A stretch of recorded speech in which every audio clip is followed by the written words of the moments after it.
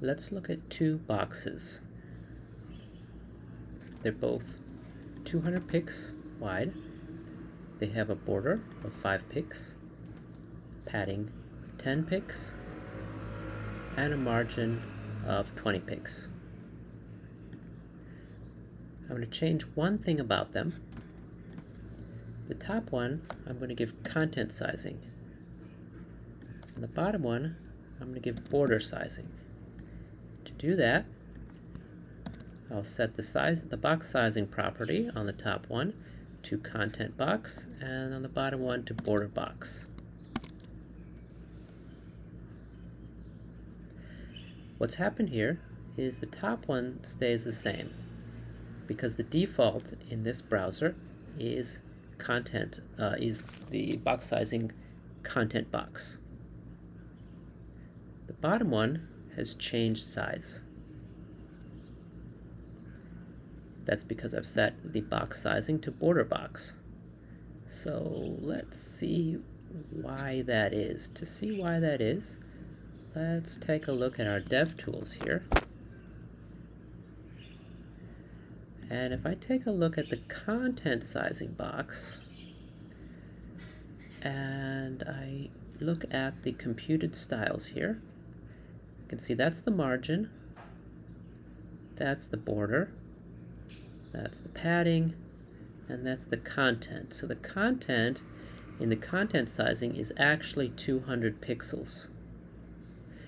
So that 200 pixels does not include padding or border. Let's take a look at the border sizing.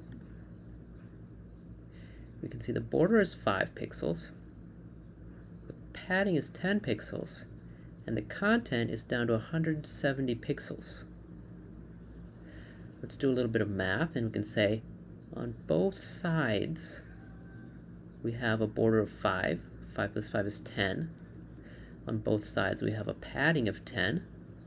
So 10 plus 10 is 20. And we add them all together, that's 30.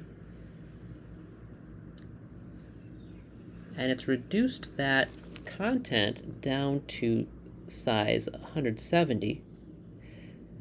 And if we do the math, 170 plus 30 is 200.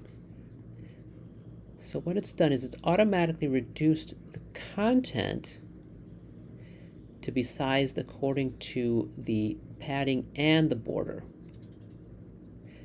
Whereas in this content sizing, it's left the content the same size and just added padding and border. So we can look at this again. We still have that width of 200 on both of them. We still have that border of 5 on both of them and that padding of 10 on both of them. The only difference is we're sizing it by content on the top one.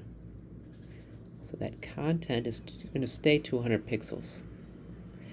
But we're sizing it by border on the bottom one. So from border to border, that is going to be 200 pixels. As opposed to on the top one, the content is 200 pixels, not including the padding and the border.